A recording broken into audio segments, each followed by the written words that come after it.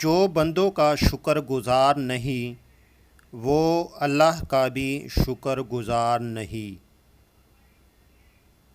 بدبختی کا سبب دنیا کی محبت ہے، فتنوں کا سبب کینہ و بغض ہے۔ والدین کے ساتھ نیک سلوک کرنا خدا کے غضب و ناراضگی کو دور کرتا ہے۔ جو خدا سے ڈرے گا لوگ اسے دوست رکھیں گے۔